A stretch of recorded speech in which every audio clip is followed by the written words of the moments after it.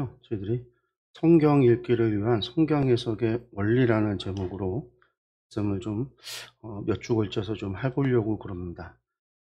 저희가 하마을 성경학교 저희들이 이제 성경을 창세기부터 시작해서 계시록까지 160번, 160주 동안에 저희들이 3년 넘게 했어요.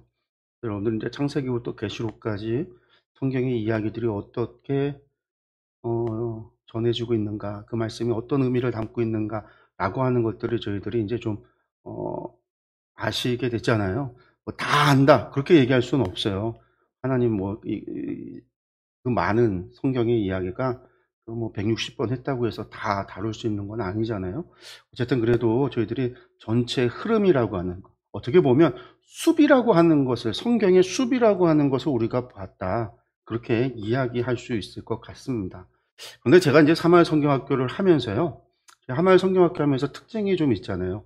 어떤 게 있냐면, 우리가 이제 하나님의 말씀 한 절 한 절에 대한 뭐 의미, 그런 것들을 이야기하는 게 아니라, 기본적으로 이 말씀이 언제, 어디서, 어떻게, 왜 주어졌는가. 하나님의 계시라고 그랬잖아요. 그게 항상 언제라고 하는, 어떤 상황이라고 하는, 어떤 환경이라고 하는, 어떤 역사적인 배경에서 주어졌는가라고 하는 것을 반복적으로 이야기를 했어요. 그래서 성경의 모든 말씀이 역사적인 배경 안에서 저희가 봤죠.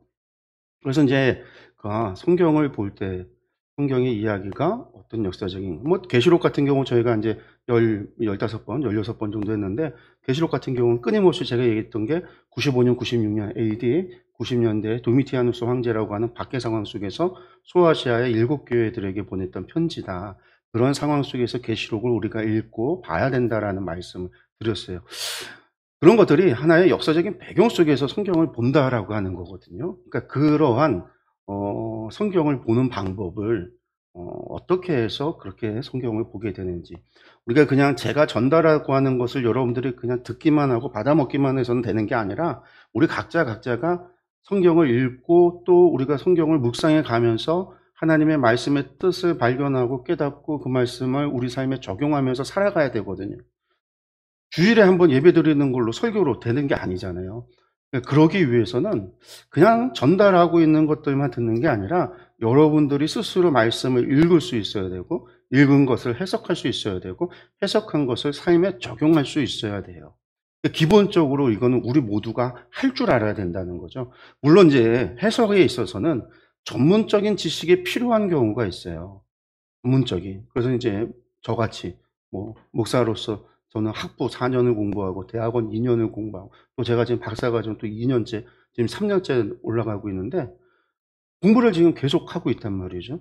끊임없이 계속 공부하고, 그 과정, 학교 공부뿐만이 아니라 제가 하마을 성경학교라고 하는 성경연구원에서 목회자들과 함께 성경을 연구하고 공부한 지 벌써 10몇 년, 거의 15년 가까이 그런 계속해서 끊임없이 하고 있는 이유가, 부족하기 때문에 계속해서 말씀을 보고 또 그 말씀을 이해하고 또 그 말씀을 잘 알려고, 그런 노력이 필요한데, 여러분들의 성도님들에게 그런 정도의 노력을 요구하는 게 아니라, 그 정도까지의 이야기를 하는 게 아니라, 기본적으로 우리가 말씀을 본다라고 이야기할 때 단순하게 그냥 읽는 것이 아니라 우리가 읽고 해석하고 내 삶에 적용하는 과정에서, 이게 기본적으로 이제 묵상이라고 하는, 어떻게 보면 큐티도 마찬가지예요.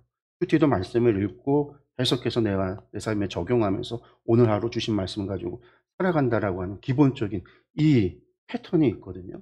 그러니까 이거를 우리가 잘 할 줄 알아야 우리가 하나님의 말씀을 읽고 신앙생활을 잘 할 수 있다라고 생각을 하기 때문에, 제가 이제 그 부분에 대해서 오늘부터 몇 주에 걸쳐서 좀 하려고 합니다. 그래서 여러분들이 읽는 것들을, 성경 읽는 방법들을 익혀서 여러분들 그냥 읽는 게 아니라 바뀌시고 변화되길 그런 소원하는 마음이 있습니다.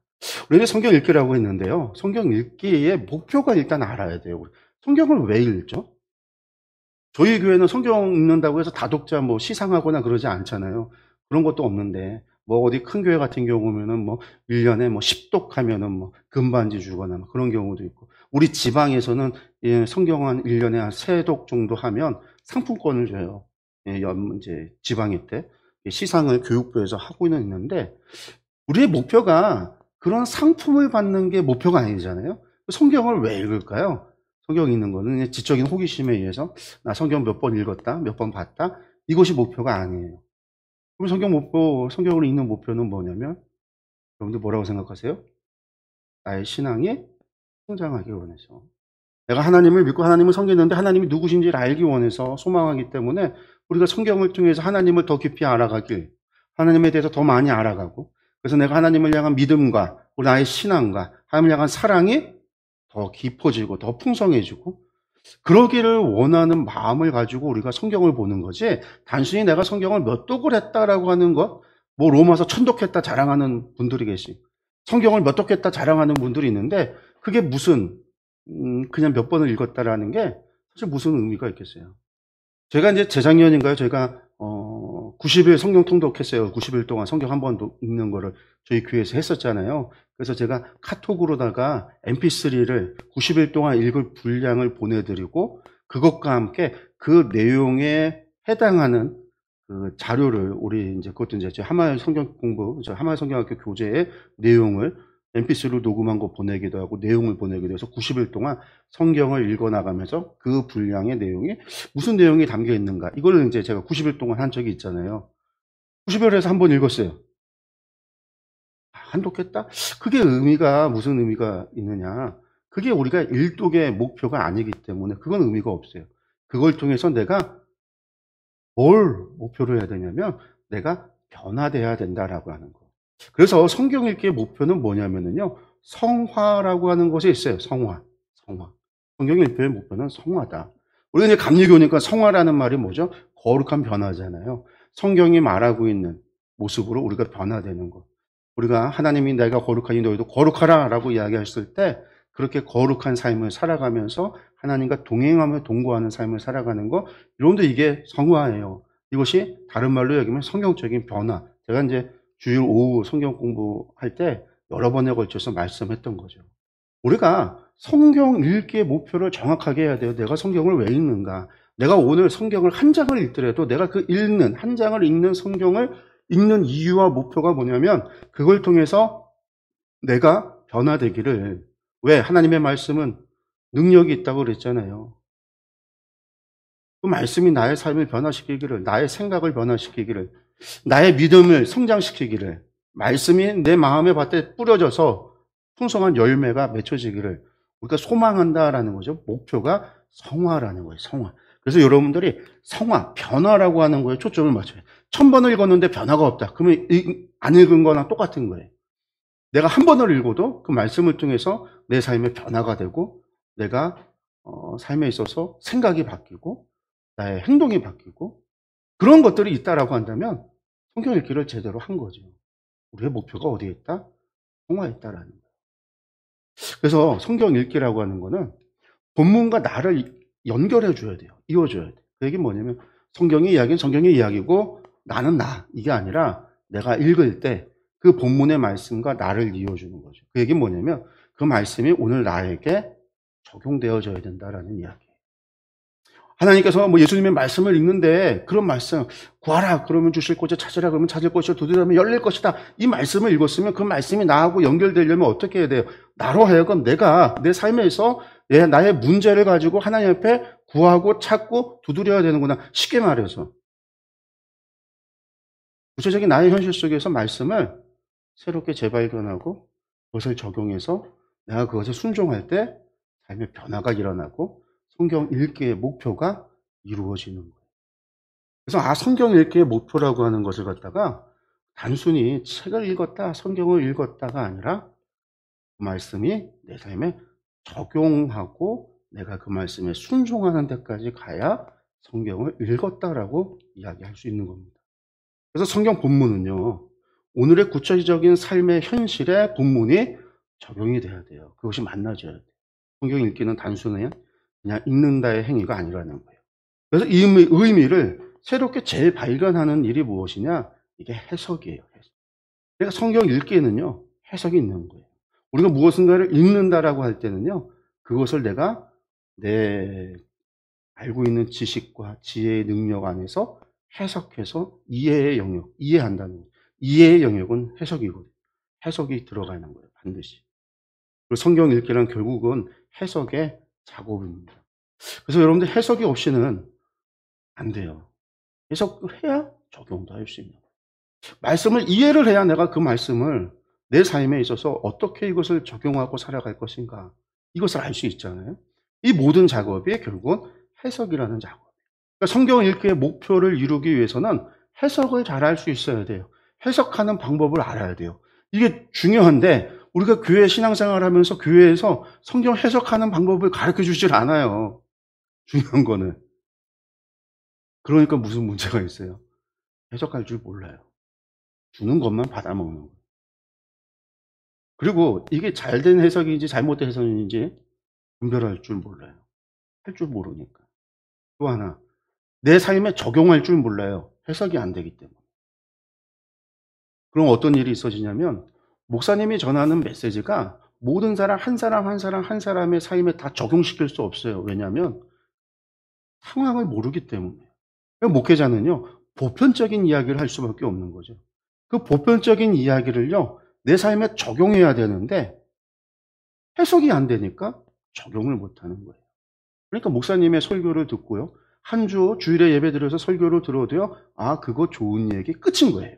왜? 내 삶에 적용이 안 되니까 내가 내 상황 속에서 그 말씀을 어떻게 적용하고 내가 살아가야 될 것인가에 대한 방법을 몰라요. 그러니까 그게 안 되는 거예요.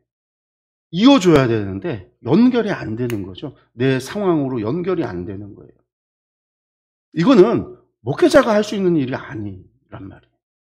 상담을 통해서 1:1 상담을 통해서 내 시시콜콜한 것들을 다 얘기를 해줘서 그것에 대해서 상담을 해준다면 할 수 있겠죠. 여러분, 당신 그런 상황 속에서는요, 성도님 이렇게 이렇게 적용, 이렇게 살아가세요, 이렇게 행동하세요, 이야기할 수 있겠지만 설교는 상담이 아니란 말이에요. 대중을 향해서 하는 거니까. 그러니까 이 설교만 듣고선 내가 듣기는 듣는데 삶의 변화가 안 일어나는 이유, 믿음이 성장하지 않는 이유도 여기에 있는 거예요. 뭐가?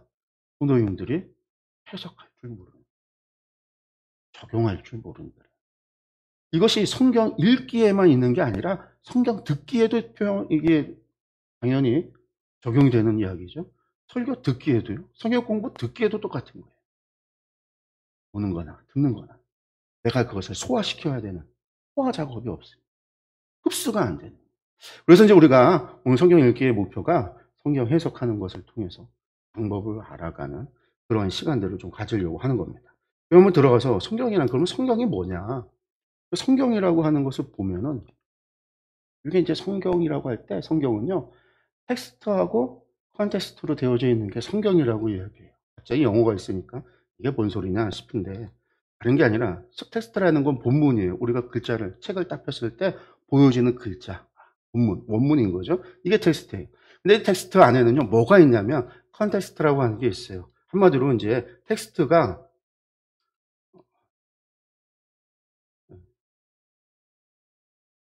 컨텍스트는 뭐냐면 본문이라고 하는 핵심의 의미 있잖아요. 어떻게 보면 뭐 본문, 원문인데 그 본문 안에 뭐가 담겨 있냐면 컨텍스트를 감싸고, 텍스트를 감싸고 있는 거다면 이게 이제 문맥이라고 이야기하고, 컨텍스트는 문맥이라고 얘기하고 맥락이라고 하는데, 혹은 환경이나 뭐 정황, 전후 상황의 정황, 이런 것들을 의미해요. 다르게 쉽게 얘기해서 말한다면 본문의 글자는요, 항상 역사적인 배경을 가지고 있다라고 이해를 하시면 돼요. 뿐만 아니라 문학의 양식을 또한 포함하고 있다라고 여러분들이 생각하면 돼요. 그러니까 시편 하면 뭐예요? 다윗의 시편 하면은요, 시의 양식을 가지고 있다라는 거예요. 바울의 서신하면 2000년 전에 그리스 시대의 편지 형식을 담고 있다라는 거예요. 거기엔 또 뭐가 있어요? 갈라디아서 하면 갈라디아서는요, 무슨 문제가 있어요? 역사적인 배경이 뭐가 있냐면 유대 율법주의자들이 교회 안에서 율법주의와 복음, 믿음으로 구원을 받는다라고 하는 사실에 갈등이 있단 말이에요. 그래서 행함으로 구원받는 게 아니라 뭐로 구원받아요? 믿음으로 구원받는다라고 하는 이 신학적인 갈등이 갈라디아서의 역사적인 배경에 담고 있어요. 이러한 환경, 정황, 이런 것들 안에 뭐가 담겨 있다? 텍스트, 본문이 있다라는 거예요. 성경의 본문이. 그래서 성경이라고 하는 거는 우리가 그냥 문자가 아니라 문자 안에는 뭐가 담겨 있어요? 역사적인 배경이 담겨 있어요. 쉽게 말해서. 그러니까 이제 한마을 성경학교 할 때 항상 역사적인 배경 안에서 문자를 보는 거죠. 본문을 보는 거죠. 그러니까 이제 그렇게 생각을 하시면 좋을 것 같아요. 그다음에 이제 해석 방법을 좀 보면은요. 우리가 이제 세상에 뭐 해석 방법이 뭐 이야기하지만 크게 말해서 두 가지예요, 해석은. 해석이 두 가지라는 거. 뭐든지 무슨 책이건 뭐건 간에 뭐가 있냐면 가장 첫 번째가 귀납적인 방법. 들어보셨죠? 귀납적인 방법. 그래서 귀납적 성경 공부 이런 것도 있어요. 프리셉트에서 하는 귀납적 성경 공부. 이게 인기가 한참 많았죠. 그래서 성도님들이 많이들 막 서울에서도 많이들 하고 이걸 일부러 찾아가시는 분들도 계세요. 왜? 교회에서 안 가르쳐 주니까. 여기는 해석 방법이잖아요.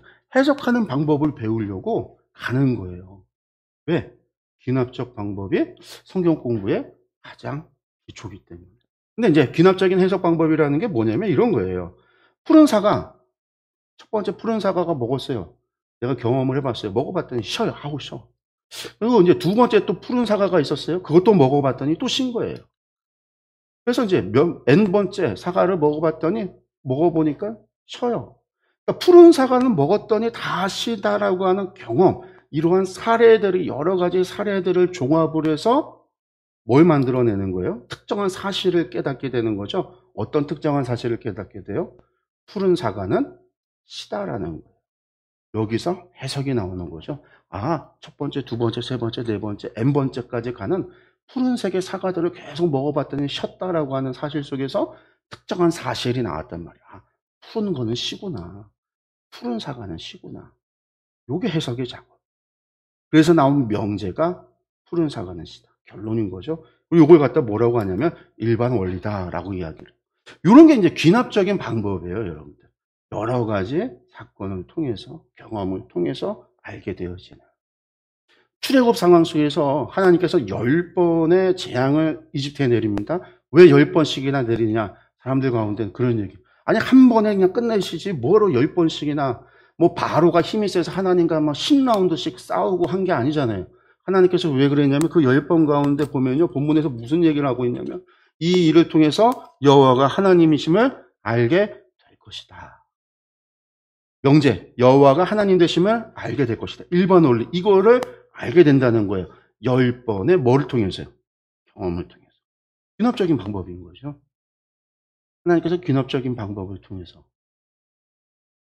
그러니까 이게 귀납적인 방법이라고 하는 거는요, 너무나 많아요. 이게 이제 성경 해석만이 아니라 세상에도 많아요. 무슨 과학이나 박사 논문을 쓸 때 무슨 사례들을 연구하잖아요. 우리가 백신, 이번에 코로나19 때문에 백신을 만들 때 백신을 만드는 과정이 어려운 이유가 뭐냐면 우리나라가 지금 이 세상이요, 달나라에도 사람이 가고 화성에 탐사선을 보내는 이런 시대에 무슨 백신 때문에 이렇게 과학 문명이 발달했는데 백신이 왜 이 인류를 멸망시킬 그런 뭐 위협이다 이런 얘기를 하느냐? 여러분들 왜 그러냐면은요, 사례 연구가 안 되기 때문에. 왜요? 사람을 가지고 실험을 해야 되잖아요. 이게 약이 백신이 효과가 있는지 없는지 쥐새끼한테 하고 토끼한테 하고 동물한테 해봐야 결국은 사람에게 했을 때 이상이 있는지 없는지가 나와야 돼요. 그러니까 사람에게 연구를 해야 되는데 이거 연구하는 게 안 되잖아요. 사람한테 그런 실험을 갖다가 막 할 수 없단 말이에요. 그래서 오늘날 의학적인 백신이나 이런 것들에 대한 지금 막 화성에 탐사선 보내고 달나라에 사람이 가고 막 우주선이 날아다니고 이러한 시대에 여전히 이런 의학계가 발전의 속도가 더딘 이유가 그런 거예요. 해야 되는데. 이게 이제 뭐 귀납적인 방법이다라는 거예요. 두 번째, 이거 정반대가 있어요. 정반대가 뭐냐면 연역적이다라는 거예요. 이것도 들어보셨죠? 연역적이다라는 거. 연역적이다라는 것은 무엇이냐면요, 하나의 전제, 명제를 가지고 그것을 적용해서 결과를 도출하는 방법이에요. 그러니까 아까 푸른 사과는 시다라고 하는 결과가 있었잖아요. 이게 보통 귀납을 통해 도달한 결론이에요. 그러니까 여러 가지 사례를 통해서 하나의 특수한 사실을 알고 그것을 결론했던 거. 이것이 다시 한번 적용을 하는 거죠. N+1, 새로운 푸른 사과를 봤어요. 거기에 이제 적용을 하는 거예요. 적용해 봤더니 색이 푸른 것을 먹어보지 않아도, 경험하지 않아도 이 사과는 시다라고 예측할 수 있다는 거죠. 먹어보지 않아도. 또 다른 푸른 사과가 있어요. 푸른 사과는 시다라고 하는 명제를 적용을 해버리면 먹어보지 않아도요. 색이 푸르면 저거는 시구나라고 예측하는 거예요. 또 세 번째 푸른 사과. 이것도 적용하면요. 똑같이 나오는 거죠. 그래서 뭘 알 수 있어요? 새로운 상황. 새로운 사과를 발견했지만 그것이 푸르다고 한다면 그것은 먹어보지 않아도 그것은 시다라는 것을 알 수 있다라는, 이걸 연역적이다라고 이야기를 해요. 우리 목사님들이 설교를 할 때 주제 설교라고 하는 걸 하는 경우가 있죠. 그게 뭐냐면 저같이 설교 안 하는, 제가 주일날 설교는요, 강의 설교에서 성경 본문을 갖다가 좀 길게 읽고 한 절 한 절을 어떻게 하죠? 내용을 풀어서 내용을 설명을 해석을 해서 해드리고 그것을 통한 교훈을 이야기하잖아요. 그래서 한 절 한 절을 다 풀어가면서 설교를 하는데, 그렇게 하지 않고 주제, 뭐 하나님은 사랑이시다, 오늘 말씀 요한복음 3장 16절 하나님이 세상을 이처럼 사랑하사, 이 말씀 한 절 읽고 설교를 하는데 요 말씀에 대한 뭐 분석이나 말씀에 대한 해석 없어요. 그냥 하나님 사랑이시다라는 얘기만 계속 간증을 하기도 하고 예화를 하기도 하고 막 그러면서 설교를 해요. 여러분, 이게 주제 설교예요. 그러니까 주제 설교하는 방법이 연역적인 거예요. 연역적. 반면에 이제 강의 설교, 아까 제가 했던 강의 설교는요, 한 절 한 절의 이야기를 해서 최종 결론에 도달한다. 이러면 이제 귀납적이라고 할 수도 있겠죠. 어쨌든 해석이라고 하는 것은 결국은 여러 가지 사례를 가지고 와서 결론에 도달하느냐, 이렇게 깔때기로 모아서 하나를 만들어내느냐, 하나를 가져다가 적용을 하느냐, 이런 귀납적과 연역적이라고 하는 두 가지 방법이 해석하는 방법의 기본이다라는 거. 이 두 가지 틀이라고 하는 거. 여러분들 이제 이것을 기억을 하시고요. 그 다음에 이제 우리가 이제 성경을 해석하는 데 있어서, 성경을 해석하는 데 있어서 석이라는 말을 써요. 제가 석이라는 말을 쓰는데, 이게 이제 해석한다라는 말이에요. 해석한다라는 거랑 똑같은 의미지만 조금 이제 성경 해석할 때는 내용을 좀 좁혔어요. 이게 뭐냐? 아까 얘기했습니다. 성경 본문은요, 어떻게 되어 있다고요? 성경 본문은 텍스트와 컨텍스트 이렇게 되어져 있는데, 이걸 다른 말로 표현한다면요, 성경 본문에는요, 원리라는 게 담겨 있어요.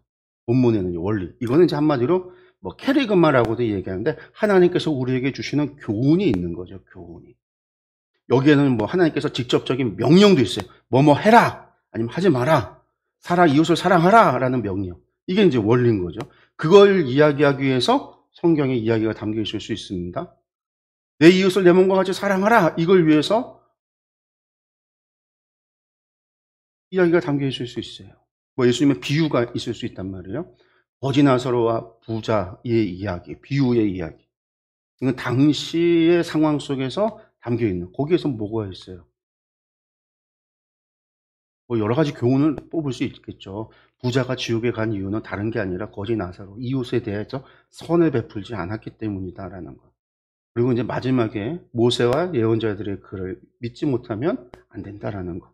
이제 뭐 여러 가지 이야기할 수 있겠지만, 어쨌든 그 본문에는요, 하나님이 우리에게 주시는 원리가 있어요. 의미가 있고, 그것을 갖다가 표현해 놓은 성경의 문화, 뭐 문화라는 말로 표현을 했는데, 뭐 복음서도 있을 거고 서신서도 있을 수 있고, 과거 구약 시대 때 지금부터 3000년 전에 뭐 역사서가 있을 수도 있고, 혹은 예언자들의 글도 있을 수 있겠죠. 그런 형식에 되어져 있는 것들이 전부 다 성경의 본문인데, 요거를 서기한다라고 하는 것은, 해석을 한다라고 할 때 무엇을 하는 걸 얘기하냐면 성경 문화하고요, 원리를 나눠버리는 거예요. 구분하는 거예요. 다른 말로 성경 본문에 있는 원리를 빼내는 거예요. 원리를. 이게 석이라고 하는 해석 중에 석이다라는 거죠. 우리가 이제 한번 말씀을 볼까요? 성경에 본문이 있습니다. 뭐가 있냐면 갈라디아서, 갈라디아서가 있어요. 우리 말씀 읽어볼까요? 같이. 보라, 나 바울은 너희에게 말하노니 너희가 만약 할례를 받으면 그리스도께서 너희에게 아무 유익이 없으리라. 갈라디아서 5장 2절 말씀. 요거 한 절만 보면은요, 좀 어려울 수도 있겠지만, 우리가 갈라디아서 이야기 알잖아요. 우리가 갈라디아서 이야기를 아니까 그 갈라디아서 전체의 이야기 속에서 5장 2절의 말씀을 본다면, 이걸 우리가 이제 해석을 하는 거예요. 해석을 한다면 이게 무슨 얘기일까? 해석. 구분한다고 그랬잖아요. 문화하고 원리를 나눈다고요.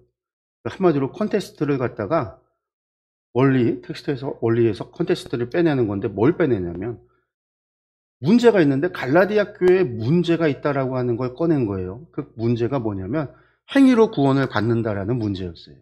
뭐였죠? 유대 예루살렘에서 몇 사람들이 내려와서 이 사람들이 이야기하잖아요. 율법을 지켜야 된다. 구원받기 위해서는 율법을 지켜야 된다. 모세의 율법을 지켜야 된다. 그래서 모세의 율법 중에 가장 이방인들에게 바로 즉시로 요구하는 게 뭐였냐면 할례였단 말이에요. 안식일 지키고 할례를 행하고 그리고 율법을 지켜야 구원을 받는다라는 거. 그것 때문에 이제 사도 바울이 편지를 쓴 거죠. 그랬더니 사도 바울이 하는 얘기가 뭐예요? 할례 받으면 그리스도께 너희에게 아무 유익이 없다. 왜? 그리스도의 은혜로 구원을 받은 것이지 너희의 행위로 받은 게 아니니까. 그러니까 이 본문 5장 2절 말씀에서 사도 바울이 주장하고 있는 주장점, 성경에서 말하고 있는 이 본문 5장 2절에서 말하고 있는 주장점이 뭐예요? 주장점, 주장하는 게 뭐예요? 가장 힘들게 생각할 필요 없어요. 뭐가 있어요? 할례 받지 말아라는 거예요. 할례 받지 마. 할례 행하라, 할례 해야 된다라고 주장하는 지금 유대인 기독교인들이 있는데 사도 바울은 걷다 편지를 쓰면서 5장 2절 여기에서 나오는 말씀은 뭐냐면 할례 받지 마라라는 거예요. 이게 서기한 거예요. 왜? 할례 받지 말아야 되는 이유가 뭐죠? 할례 받아서 구원받는 게 아니니까. 할례로 구원받는 게 아니라 사람의 어떤 공로로 인해서 하나님께서 우리에게 구원을 베풀거나 은혜를 주시는 게 아니다라는 거죠. 근데 이게 서기하는 거예요. 그 다음에 할례를 받지 말아요. 그 다음에 이제 원리를 찾아야 돼요. 원리. 금방 우리가 성경 본문에서 찾은 본문에서 우리가 이제 찾은 것이 뭐였죠? 할례 해석을 하면 우리가 찾아낸 원리가 뭐였냐면 성경의 주장점이 할례를 받지 말라라는 거예요. 근데 이 할례를 받지 말라라는 거에 갖다가 우리 삶에 적용을 바로 할 수 있냐면 여러분들 적용 안 돼요. 여러분들 할례 받지 말라라니까 우리 할례 받지 말라는 얘기는 우리 교회에서 요즘 할례 안 하는데 우리 남자 아이들 포동수술을 하지 말라라는 얘기인가? 그 얘기가 아니란 말이에요. 그래서 성경의 이야기는 우리에게 직접적으로 바로 올 수가 없어요. 어떻게 와야 돼요? 원리가 일반화시키고 보편화시키고 초월화시켜야 돼요. 한마디로. 시대를 건너뛰고 역사를 건너뛰고 지리를 건너뛰고 인종을 건너뛰어서 모든 사람들에게 보편적으로 전달되어질 수 있도록 바꿔야 되는 거예요. 그러니까 여기서 이제 원리를 일반화시키는 필요가 있어요. 할례를 받지 말라는 얘기가 뭘까? 성경의 주장점이 이걸 갖다가 어떻게 일반적인 원리로 바꿔야 돼요. 일반적인 것으로 바꾸면 할례를 받지 말라는 얘기는 어떻게 일반화시킬 수 있을까? 이렇게 바꾸는 거죠. 율법을 지킴으로 의롭다함을 받고자 하지 마라. 율법 지켜서 의롭다함 받는 거 아니다. 이게 나오는 거예요. 요거는 어디서 나오는 거예요? 성경 본문 이거의 컨텍스트를 우리가 알기 때문에 갈라디아 교회의 문제가 뭔지를 알고 있기 때문에 정확하게 일반화시킬 수가 있는 거죠. 서기를 잘 해놔야 원리를 제대로 찾을 수 있는 거예요. 근데 이것만으로도 부족해요. 왜? 일반적인 이거를 할례를 일반화시켜서 율법으로 바꿨는데 오늘날의 율법을 적용하기에는 문제가 있어요. 왜 문제가 있어요? 오늘 우리는요 율법을 지키지 않잖아요. 오늘 우리는요 율법을 가르치지 않잖아요. 그렇죠. 교회에서 율법 가르치지 않는단 말이에요. 오늘 상황에서도 율법을 적용할 수가 없어요. 그러니까 이 일반적인 것을 2000년 전의 이야기를 오늘 2022년의 이야기로 가지고 오기 위해서는요, 일반적인 원리를 바꿔야 돼요. 다시 뭘로요? 보편적인 원리로 바꿔요. 보편적인 거. 어떻게 보편적으로 바꿀 수 있을까요? 이렇게. 인간의 행위나 공로로 의롭다함을 받고자 하지 마라. 할례가 일반화시켜서 율법으로, 율법을 보편화시켰더니 인간의 행위나 공로로 바뀌는 거예요. 그러면 이제 알 수 있죠. 우리의 행위가 뭐가 있을 수 있을까요? 우리가 하나님 앞에 의롭다함을 받거나 구원받는데 우리의 행위로서 우리가 내세울 수 있는 게 어떤 것들이 있을까요? 오늘날에 우리가 사람들이 착각하는 주일 성수, 흥금, 봉사 이런 것들 막 이야기할 수 있겠죠? 어쨌든 이 보편적 원리가 찾아내는 거 요게 원리예요. 요것도 해석의 과정인 거죠. 어떤 과정? 성경의 주장점이 보편적 원리로 가는 해석이 필요한 거예요. 이게 이제 원리라고 하는 거예요. 두 번째 단계. 세 번째, 이 원리를요, 적용을 해야 되는 거죠. 적용이 필요합니다. 예, 요게 이제 초문화적, 요 마지막 게 보편적이라는 게 초문화적인 교훈이다. 예, 이것은요, 뭐, 어린이나 어른이나 상관없이 유대인이나 이방이나 상관이 없이 2000년 전이나 3000년 후나 똑같아요. 다 보편적인 거, 초월적인 거죠. 그 다음에 이제 적용이에요, 적용. 요걸 적용해야 돼요. 예. 초문화적 교훈, 이잖아요. 초문화적 교훈을 해석을 합니다. 어떻게? 가지고 오는 거예요. 어디에다가? 오늘의 상황에다가. 오늘의 문화. 다른 말로 나의 상황, 내 상황 속으로 초문화적인 교훈을, 보편적 원리를 가지고 오는 게 적용이에요, 적용. 이게 어떻게 되냐? 다시 볼까요? 원리, 초문화적 교훈이 아까 뭐였죠? 인간의 행위나 공로로 의롭다함을 받고자 하지 말라라는 거였습니다. 이것이 이제 보편적인 거였죠. 이것이 이제 우리 삶 속에 해석이 됩니다. 해석. 오늘의 문화의 상황 속에 해석을 해서 넣어야 되는데 어떻게 들어갈까요? 처음에 보편적 원리 그대로 가지고 옵니다. 인간의 행위나 공로로 의롭다함을 받고자 하지 말라. 아, 이 명제가 딱 있어요. 오늘 상황 속에서. 이 보편적인 것을 조금 일반화 시켜볼까요? 일반적인 원리로서 바꿉니다. 어떻게 바뀌어지냐? 아, 종교 계율을 준수함으로 의로운 상태에 이르는 것이 아니다. 이렇게 바꿀 수 있어요. 인간의 행위나 공로는요, 믿는 자나 믿지 않는 자나 모든 사람에게 다 되어지는 이야기고, 오늘 우리가 교회라고 하는 공동체를 일반으로 갖고 들어오면 어떻게 되느냐? 우리가 종교 계율을 준수함으로 의로워지는 게 아니다라는 거예요. 이걸 다시금 어떻게 해요? 상황의 주장점. 내 상황으로 가지고 와야 돼요. 이거를요. 내 상황으로 가지고 온다면 더 구체적으로 바뀌어지는 거죠. 어떻게 해요? 봉사나 혹은 신비적인 체험이 많다고 해서 구원받는 것이 아니다. 봉사, 교회 예배를 열심히 드리고 혹은 뭐 주일에 헌금과 11조 예물과 감사 예물과 뭐 선교 예물과 혹은 건축 예물과 무슨 각각의 이름으로 드리는 모든 예물을 열심히 드리고요. 혹은 봉사를 하고요.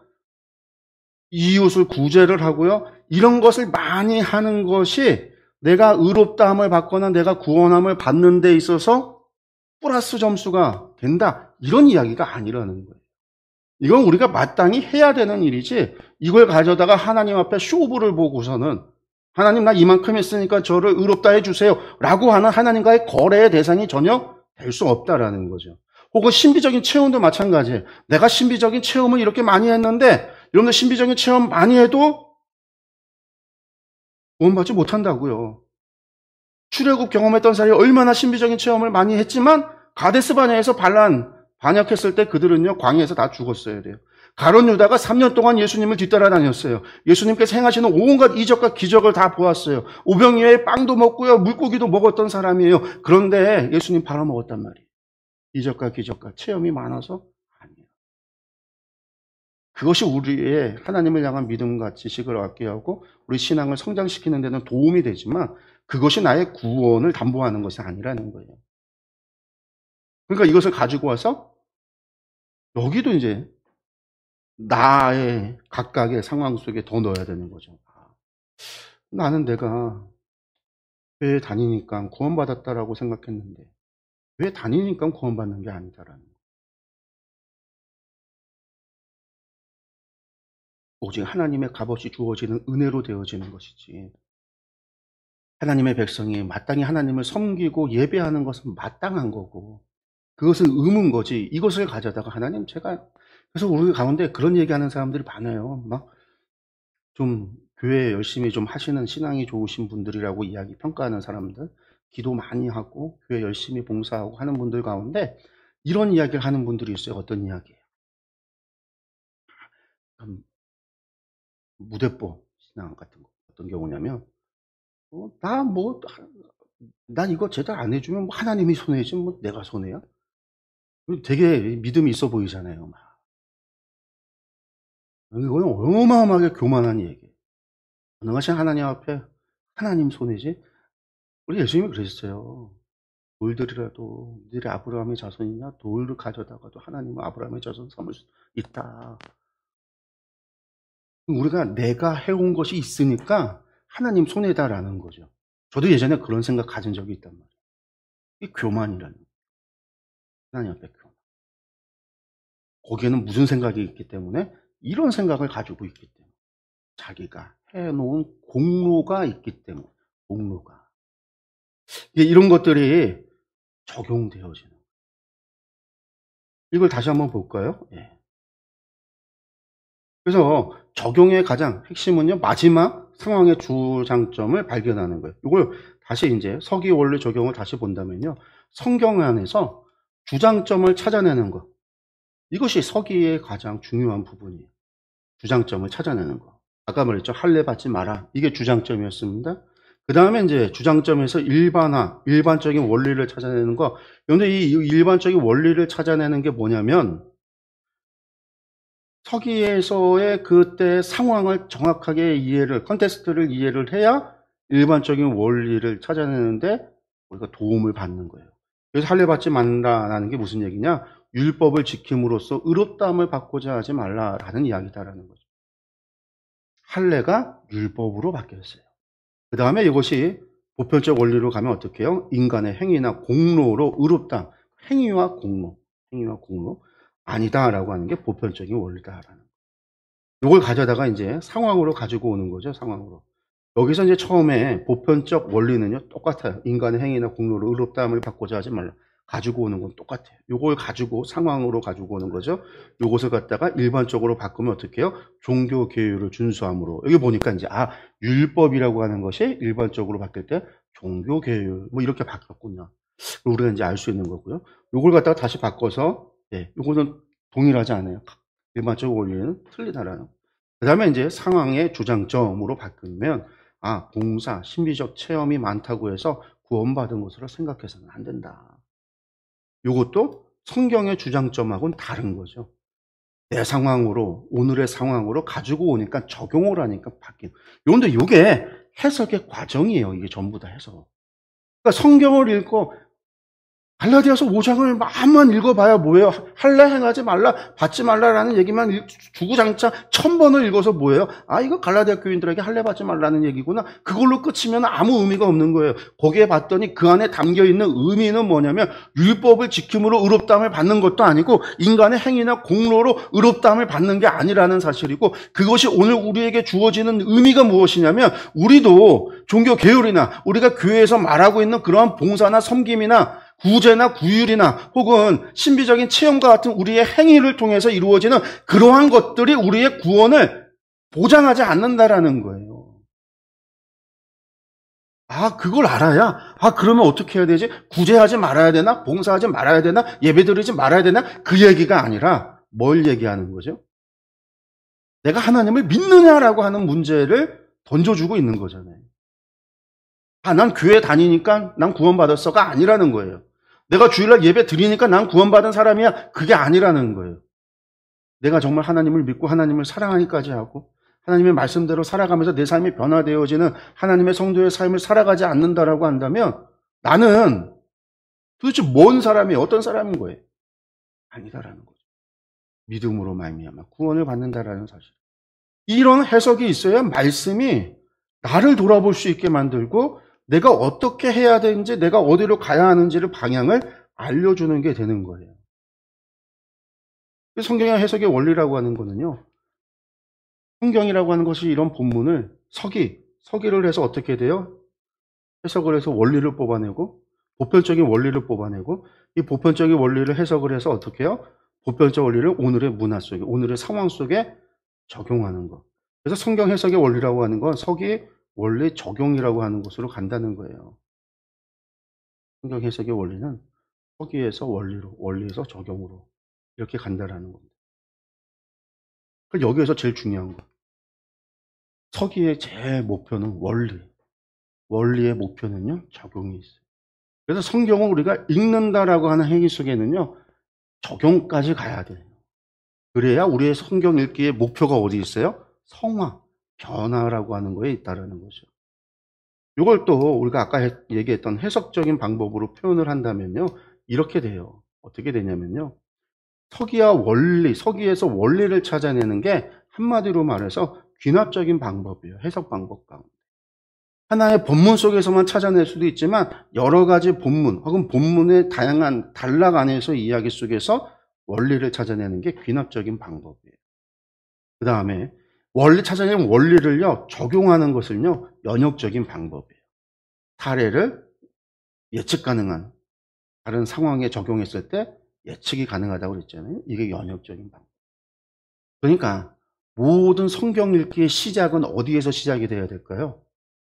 서기에서 시작이 돼요. 서기하지 않으면요, 엉터리가 되는 거예요. 엉터리.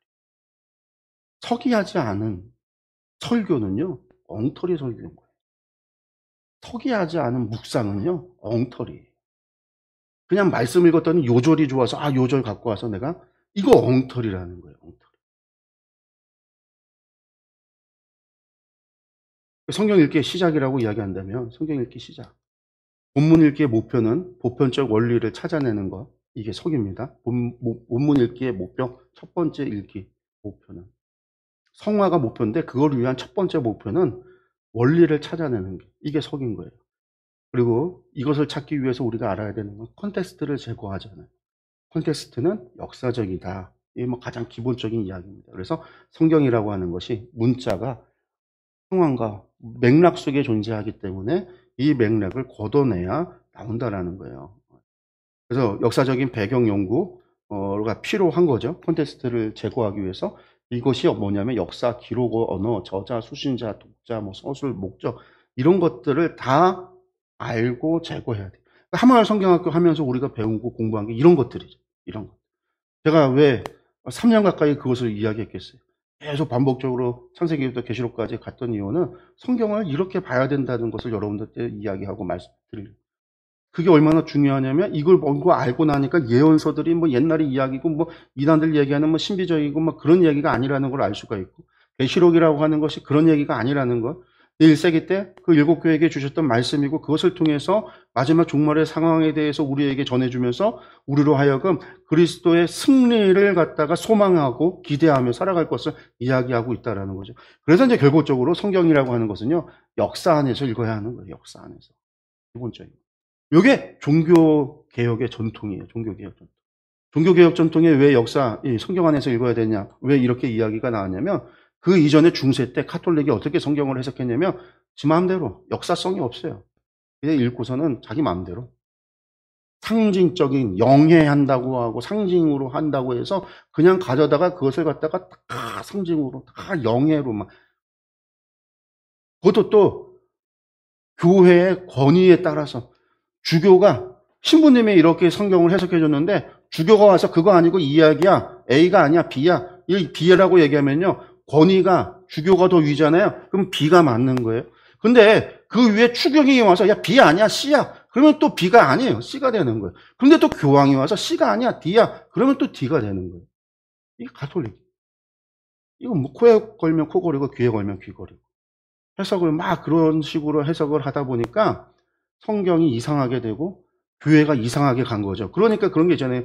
그 바티칸 성단에 그 베드로 성단 지을 때 뭐 했어요? 헌금을 회계, 이게 뭐죠? 제 기억도 안 나는데 동전을 헌금 바구니에다가 똥 넣으면요, 그게 딸랑하고 돈 소리가 딱 나면 내 영혼이 지옥에서 천국으로 간다. 그래서 그걸 면죄부 팔았어요. 팔아먹었단 말이에요. 헌금으로. 그런 일이 일어나니까 루터가 종교개혁을 하면서 성경으로 돌아가야 된다는 거에는요, 성경을 어떻게 해석해야 되느냐, 이게 들어가 있었어요. 핵심. 그리고 거기에서 루터가 얘기하기를 성경은 역사적이고 문자적, 텍스트와 컨텍스트로 되어져 있는 성경이다. 성경을 이렇게 해석해. 이게 종교개혁의 전통이었어요. 루터, 칼빈, 우리 감리교 할 거 없이.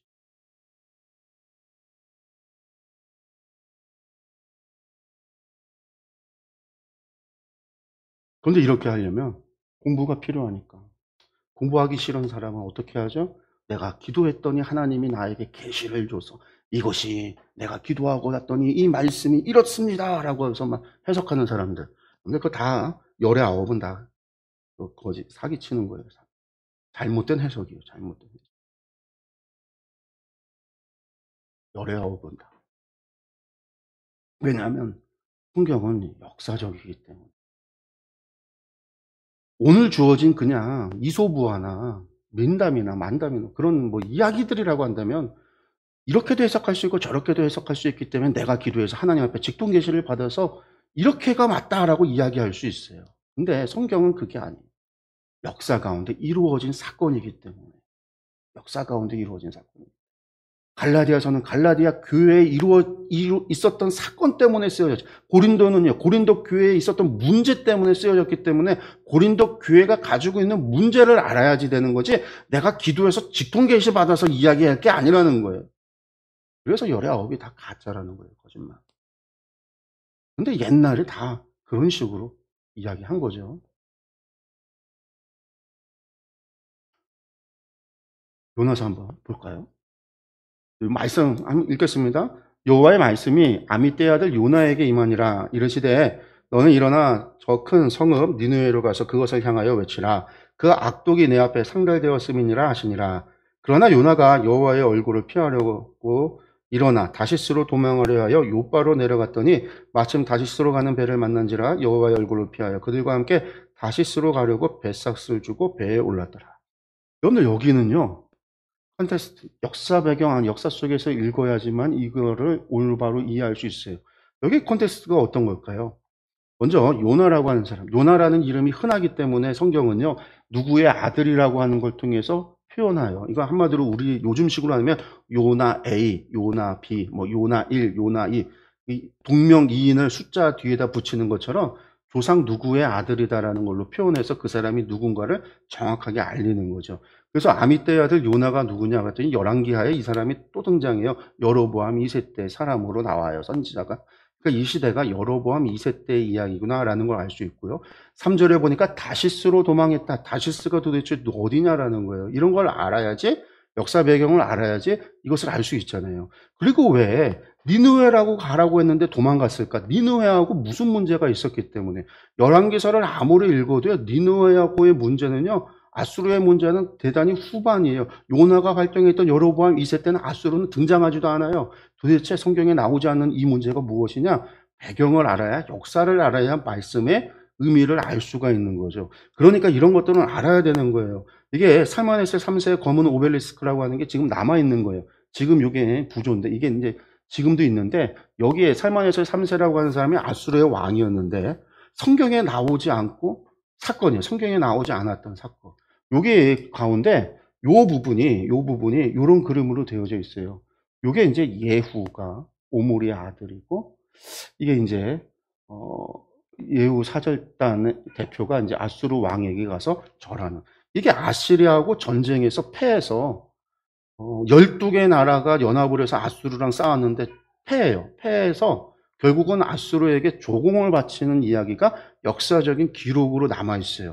이걸 통해서 우리가 성경에 나와 있지 않지만 당시에 여로보암 2세 때, 그 이전에 예후 때 아수르와의 전쟁에서 패해서 조공을 바치고 아수르한테 많은 수탈이 이루어졌거든요. 그러니까 그리고 나서 여로보암 2세라고 하는 다음 세대가 왔으니까 그 시대 때 이스라엘 사람들은 아수르에 대해서 아주 적대적인 감정을 가질 수밖에 없는 거죠. 오늘 우리가 일본에 대해서 안 좋은 감정을 가지고 있는 거랑 똑같아요. 여러분들 일본하고 중국하고 어디가 더 나빠요? 우리나라 역사를 본다면 중국이 더 나쁜 놈들이에요. 왜냐하면 우리나라에 수없이 많이 우리나라를 쳐들어온 게 중국이지. 근데 가장 최근에 쳐들어온 게 누구예요? 일본이잖아요. 그러니까 일본 나쁜 놈인 거죠. 우리가 횟수로 따지면 중국이 훨씬 많아요. 훨씬 많다고요. 근데 가장 최근이 일본이니까 일본 죽일 놈이 돼서 우리가 싫어하잖아요. 똑같은 거예요. 지금 요나 시대 때 이렇다라는, 이런 역사를 알아야 갑자기 니느웨가 왜 가뜩 튀냐 아니라는 거죠. 또 어떤 이야기가 있어요. 이게 주전 5세기의 세대의 지도예요. 요나가 활동하던 시기는 그거보다 훨씬 더 오래됐어요. 주전 8세기 때 요나는 300년 전이에요. 그러니까 요나가 시대 5세기 한 300년 이후에 헬라 그리스에서 만든 세계 지도인데, 요새 8세기 때도 그렇고 10세기 때, 그전 주전 10세기 솔로몬이 당시 때도 세상이 이렇게 되어져 있다라고 사람들이 믿었어요. 사실은 이제 여기가 이제 동그랗게 되어 있고 바다 안에 동그란 섬같이 있다라고 생각을 했는데, 여기서 보면 뭐가 중요하냐면 예루살렘에 있어요. 한 중앙에 있죠. 중간쯤에 있어요. 그리고 니느웨가 어디냐면요, 동편에 있어요. 동편에 니느웨가. 여기가 니느웨예요.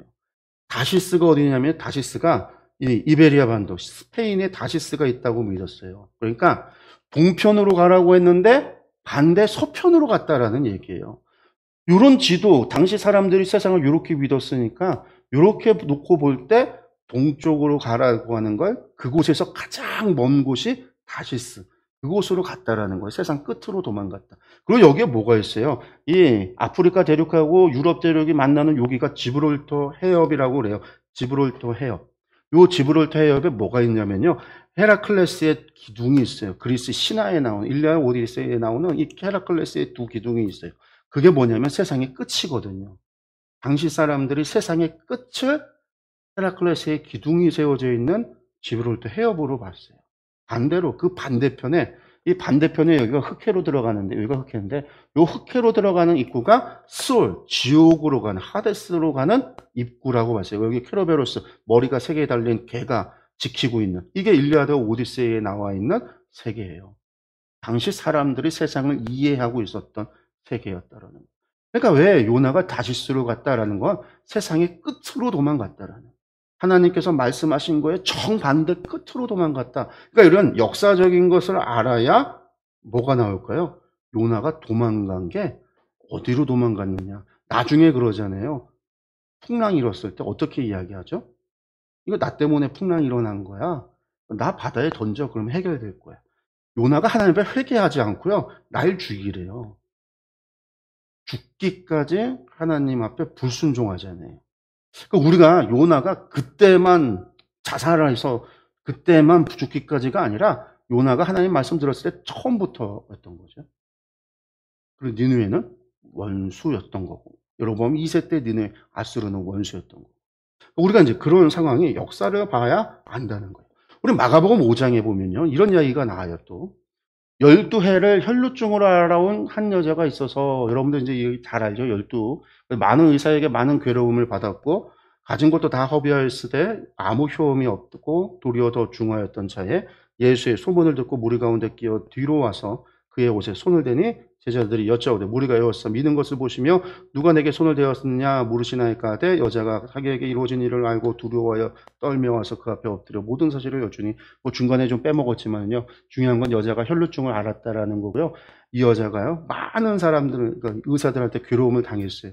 그리고 이제 예수님 무리가 함께 있는데 여자가 어떻게 해요? 무리를 뒤집고 비집고 들어와서 예수님의 옷자락을 만졌다라는 거죠. 이것을 이야기. 그러니까 여자가 누구냐 했더니 이 여자가 두려워서 떨면서 이야기.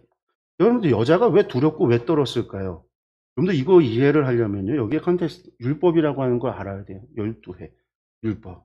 레위기 15장, 레위기 15장 2절에서 4절에 이렇게 나옵니다. 몸에 유출병이 있으면 그 유출병으로 말미암아 부정한 자다. 유출병이 뭐냐면요, 몸에서 피가 흐르는 병. 피가 흐르는 병이니까 여성들 이제 하혈하는 것도요, 유출병이에요. 혈루증, 피가 흐르는 거. 뭐 고름이 흐르는 거, 다 이제 유출하는 거. 그것이 이제 병인데 그건 부정하다라는 거예요, 부정한 거. 근데 더 웃긴 거는요, 이 사람이 유출병 있는 자가 눕는 침상도 부정하고 그가 앉았던 자리도 부정하다라는 얘기는 뭐냐면 이 사람이 접촉했던 모든 게 부정하다라는 거예요. 접촉한 게 다 부정한데, 그러니 이 사람이, 이 유출병 걸린 사람은요, 사람들 공동체 안에서 어떻게 될까요? 격리돼요, 격리. 왜? 사람과 부딪혔다간 다 부정해지니까요. 사람과 사람이 만나면 부정해지고, 앉았던 자리도 부정하고, 침상도 부정해지는데, 사람은 안 부정해질 거예요. 사람도 다 부정해지는 거예요. 근데 앞서 예수님은 어떻게 했어요? 예수님을 만나려고 이 여자가요, 사람들 사이를 비집고 들어가서 부딪히면서 가서 예수님 만졌잖아요. 그러면 그 여자가 몸을 부딪혔던 모든 사람이 다 부정해지는 거예요. 예수님께로 나아가는 그 길 위에 있었던 모든 사람이 다 부정해지고요. 예수님도 부정해지는 거예요.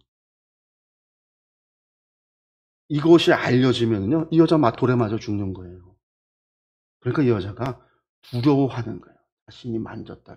예수님 못 만져서 능력이 빠져나간 이 여자가 그냥 능력을 뺏어갖고서 두려운 게 아니라, 내가 혈루증 앓은 병자인데 자신이 혈루증 앓았다는 얘기를 하면 당장 사람들이 막 그 여자를 갖다가 멀어지고 거리를 두고 소리를 지르고 그런 상황이 되어지는 걸 알기 때문에 두려워한 거예요. 율법이라는 걸 알아야지만 안 된다라는 거죠. 요한복음에 또 이 얘기가 나와요. 요한복음에 38째 된 병자가 있더라. 이게 뭐죠? 예수님께서 동생이 2년 차에 예루살렘에 올랐을 때 베데스다 연못가에 있었던 병자예요. 근데 이때 무슨 안식일에 병을 고쳤어요.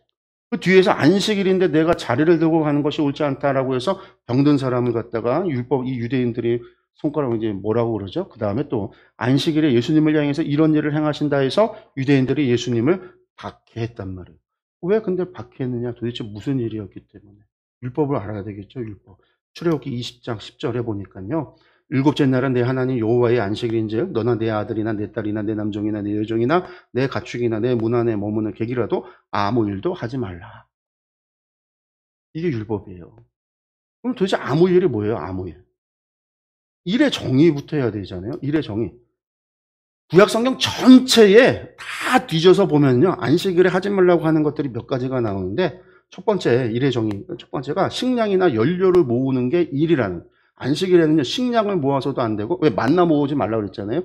나무를 주우러 나아가도 안 돼요. 그래서 식량이나 연료를 모으는 일이 안식일에 하지 말아야 될 일이에요. 두 번째 불을 켜는 일. 불을 떼는 일이 안 돼요. 하면 안 되는 일이에요. 농사하는 일도 안 되는 일이 나중에 추가가 되는 게 농사하는 일도 하지 말아야 될 일이에요. 네 번째가 뭐냐면 사업을 하는 일. 사업하는 일도 하지 말아야 돼요. 이게 구약 성경 전체에 나와 있는 일이에요. 네 가지. 병자 고치지 말라는 얘기 없잖아요. 병자 고치지 말라는 얘기가 없어요. 이걸 알아야 예수님이 안식일 어겼는 게 아니죠. 이것들이 유대인이 예수님들을 걸고 넘어지려고 핑계를 대는 거죠. 핑계를. 병 고친 게 문제가 아니라는 걸 알아요. 이 미시나에 보면요. 미시나라고 하는 게 뭐냐면 구전율법.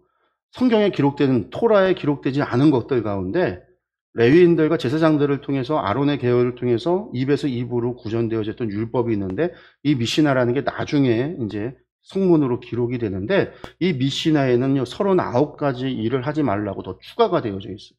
근데 39가지 일에도요 병 고치지 말라는 얘기가 없어요. 이스라엘 사람들이 안식일에 병든 사람들 약 먹고 약 짓고 했느냐? 했어요. 그걸 죄로 여기지 않았단 말이에요. 그러니까 이런 것을 정확하게 알아야 지금 유대인들이 예수님을 박해하는 이유가 예수님이 안식일 법을 어겨서냐 아니라는 거예요. 자신들도 알아요. 알면서 지금 박해하고 있는. 나중에 예수님 돌아가실 때 안식일을 어겨서 돌아가신 게 아니죠. 죄명이. 제 몫이 그것이 아니에요. 제 명이. 아예. 그러니까 이게 그런 상황을 알아야 말씀을 아는데 배경 아는 거죠. 열왕기상에 보면 우리 갈멜산 사건에 그런 얘기가 나요. 여호와가 만일 하나님이면 그를 따르고 바알이 만일 하나님이면 그를 따르라. 하늘에서 불을 내는 신이 하나님이다라는 거잖아요. 너희는 너희 신의 이름을 부르라. 나는 여호와의 이름을 부르니 이에 불로 응답하는 신 그가 하나님이니라. 백성이 다 대답하되 그 말이 옳도다. 왜 이런 이야기가 성립이 되느냐? 당시에 이스라엘 사람들이요 여호와 하나님을 좇는 자라고 호칭으로 받고 여호와를 이름으로 봤단 말이에요. 근데 여호와가 하나님일 수도 있고 바알도 하나님일 수 있고 왜냐하면 싸워서 이기는 존재가 하나님이 되는 거예요. 그렇게 생각을 했어요. 그러니까 왕 자리를 놓고 사람들이 싸워서 이겨서 쟁취하면 왕이 되듯이 나라의 왕이 되듯이 하나님이라고 하는 자리를 싸워서 쟁취해서 이기면 된다라고 생각한 게 당시 북이스라엘 사람들이에요. 그래서 이런 이야기가 나오는 거예요. 야고보서 같은 경우는요. 야고보가 흩어져 있는 12지파에게 문하는데 수신자를 알아야 돼요. 12지파가 뭐냐. 우리 하말 공부할 때 했잖아요. 이스라엘의 12지파가 아니라 흩어져 있던 기독교인들을 이야기하는 거다라는 거. 마태복음 보면요. 너희는 세상의 소금이니 라고 할 때 말씀 속의 청취자 이것도 알아야 돼요. 여기가 너희가 누구냐. 우리는 전부 다 이 너희를요. 여러분들 이거 그리스도 우리라고 생각을 해요. 여러분들 여기서 우리 아니죠. 예수님 앞에 있는 사람들이 누구예요? 산상수훈에서 예수님 앞에 있었던 사람들은 기독교인들 아니에요. 누구예요? 유대인들이 있었어요. 유대인들이. 그 유대인들에게 너희가 땅에 있는 소금이다라고 하는 거죠. 너희가 세상의 소금이다라는 말. 이것도 제가 예전에 말씀드렸어요. 땅에 있는 소금. 이스라엘에 있는 암염을 얘기하는 거예요. 땅에 있는 소금인데 바다에서 오는 천일염이 아니라 이런 들에 있는 돌에 있는 소금이 암염이라고 하는 그러니까 땅에 있는 소금이다라고 말하는 거예요. 주워서 모양은 분명히 소금이라고 봤는데 맛을 봤더니 짠맛이 없으면 버리는 거죠. 돌이니까. 왜냐면 풍화되어져서 사라지거든요. 맛을 잃어버리는 경우가 있어요. 그러니까 그 이야기를 가져다가 하는 거죠. 유대인들 너희가 하나님의 백성인데 너희가 하나님의 백성의 자격을 잃었다라는 거예요. 소금의 정체성을 잃어버렸다. 그래서 너희는 밟힐 뿐이다. 너희가 밟히게 될 것이다. 이거 지금 예수님이 유대인들 데다가 저주와 같은 이야기를 하는 거죠. 그래야 우리가 오는 거예요. 아, 기독교인인 우리에게도 동일하다. 우리도 정체성을 우리가 잃어버리면 우리도 버려진다라는 거. 계시록 1장 9절에서 11절 우리가 지금까지 계속 계시록 해왔잖아요. 여기에서 기록자의 상황, 수신자 다 알아야 돼요. 아, 요한이 기록했고 이 사람이 지금 무슨 상황이에요? 예수의 환난과 나라와 참음에 동참해서 하나님의 말씀과 예수를 증언했기 때문에 유배됐어요. 하나님의 말씀과 예수님을 복음을 증언했기 때문에 박해를 받는 환난의 상황이다라는 거죠. 그리고 누구에게 보냈어요? 에베소, 서바나, 버가모, 도아디라, 사대, 빌라델비아, 라오디게아 7교회에게 보냈어요. 아, 계시록이라고 하는 말씀은 1차적으로 역사적으로 우리가 읽을 때 그 말씀은 누구에게 준 거예요? 7교회 기독교인들 성도들에게 준 거예요. 이사야서가 당시 유대인들 8세기 때 유대인들에게 준 것처럼 예레미야가 5세기 때 6세기에서 5세기로 넘어가는 유대인들에게 예루살렘에 있었던 유대인들에게 주어졌던 메시지였던 것처럼 요한계시록은요. 소아시아에 살던 7교회 교인들에게 줬던 메시지라고. 이것이 돼야 계시록을 읽을 수가 있고 제대로 이해가 가는 거지. 이게 역사를 빼버리고 7교회가 아니라 이걸 갖다가 오늘날 갖고 오니까 엉터리 이야기를 하는 거죠. 베리침 얘기하고 있는 거란 말이에요.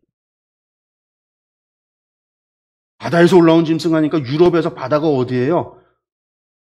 대서양이잖아요. 대서양. 대서양에서 봤더니 나라는 영국 하나밖에 없어요. 그러니까 영국의 왕자가 찰스 왕자인가 그 사람이 적그리스도다라고 해갖고서는 그런 말도 안 되는 이야기들을 하는 거잖아요. 엉터리 이야기를. 다 뭐가 빠져서? 컨텍스트가 빠져서. 허기의 과정이 없기 때문에. 허기 없는 조경. 너무나 유명한 제가 여러 번 얘기했던 거예요. 그러나 내가 가는 길을 그가 아시나니 그가 나를 단련하신 후에는 내가 순금같이 되어 나오리라. 얼마나 은혜로운 말이에요. 요 말씀만 딱, 요 절만, 10절만 딱 읽으면. 그래서 요런 찬양이 나왔어요. 주가 보이신 생명의 길.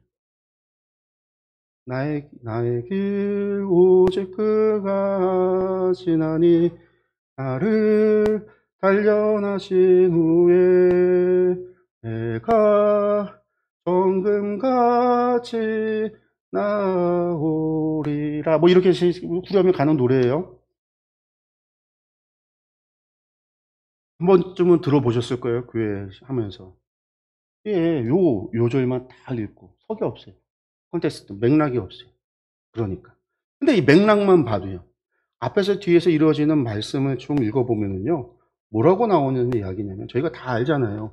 그가 큰 권능을 가지고 나와 더불어 다투겠느냐. 내가 아니로다. 도리어 내 말을 들을 거다. 내가 앞으로 가도 하나님이 나를 피하고 뒤로 가도 하나님이 나를 피하고 동쪽에 있는 줄 알고 내가 가도 하나님이 나를 만나주지 않고 서쪽에 하나님께서 일하고 계심을 알아서 내가 그곳에 가도 하나님이 나를 피한다.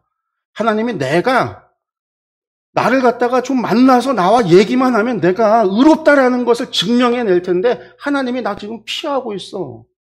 이 이야기예요. 욥의 죄거든요. 욥이 하나님 앞에 죄 짓는 이야기라고요. 죄 짓는 이야기. 10절의 이야기가 그 얘기가 아니라. 그래서 번역이 잘못됐어요. 그래서 다른 번역들 말씀드렸어요. 털고 털어보면 내가 털고 털면 먼지 하나 없는 걸 알 텐데 그 이야기예요. 근데 이 사람이 요 10절을 어떻게 해석을 한 거냐면요. 이 찬양을 지은 사람이요. 로마서 5장 3절에서 4절 말씀으로 이해를 한 거죠.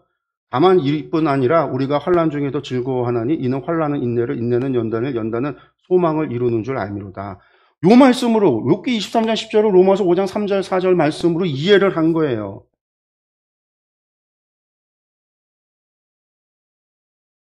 허기 없이 그냥 가지고 와서 은혜에 대해서 자기 삶에 적용을 하니까 그래 내가 힘들어도 내가 하나님이 나를 갖다가 단련하셔서 나를 정원같이 만드실 거야.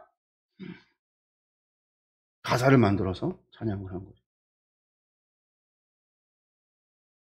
로마서 5장 3, 4절 말씀으로 본다면 내용이 맞아요.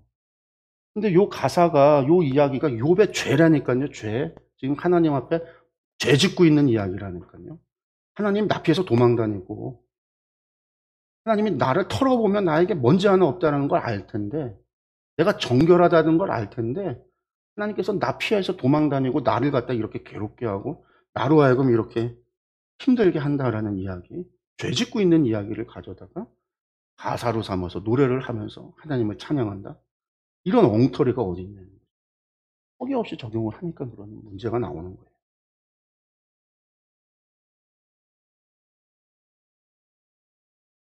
이게 23장 6절에서 10절의 말씀이 그거예요.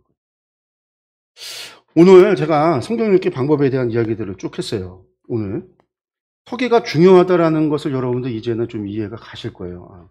성경을 읽는다라고 하는 게 반드시 해석의 과정이 있고 그걸 가지고 와서 내가 적용을 해야지 내 삶에 말씀이 적용이 돼야 내가 어떻게 할 건지가 나오는 거잖아요. 이거 과정이 없이는 그냥 읽고 끝나는 것이지. 그러면 나하고 아무 상관이, 성경을 천독을 해도 아무 의미가 없더라.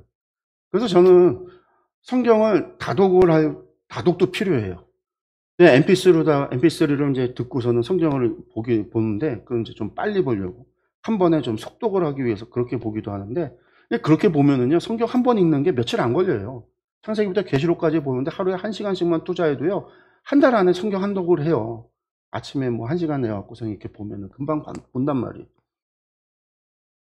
한 60시간 정도 우리가, 뭐 60시간, 30시간 정도 하면 봐요. 속독 듣는 걸로 들어서 성경을 보면은요. 근데 그건 성경을 읽는 거예요, 그냥. 듣고 읽는 거. 적용하고 하는 거에 문제가 아니에요.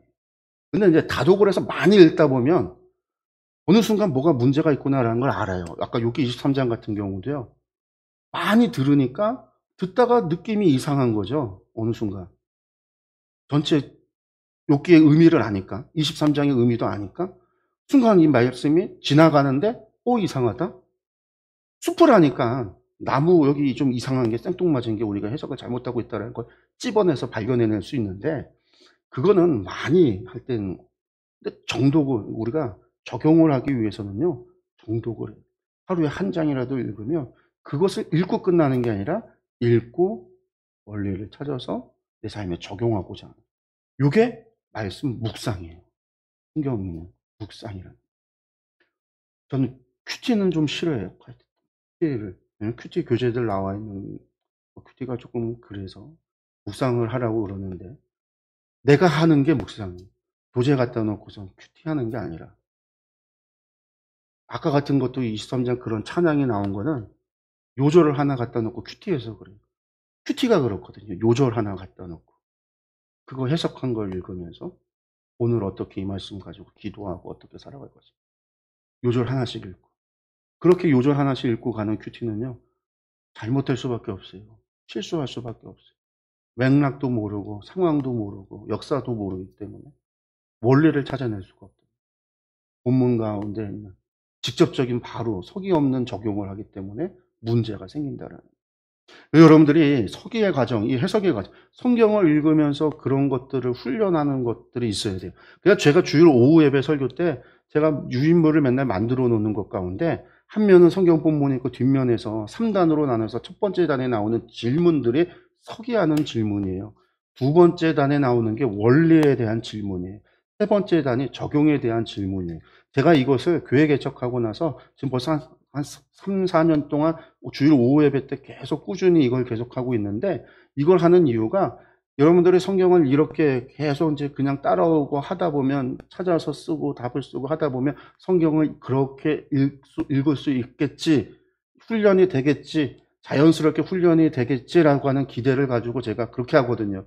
왜냐면 오전에 강의 설교에서 한번 다 들었기 때문에 오후 예배 때 그 유인물 갖다 놓고 내가 답을 찾아서 써가면서 보면 성경은 이렇게 한다는 게 열심히 꾸준히 따라온다면 되겠지라는 생각을 가지고 계속 그걸 하고 있는 거거든요.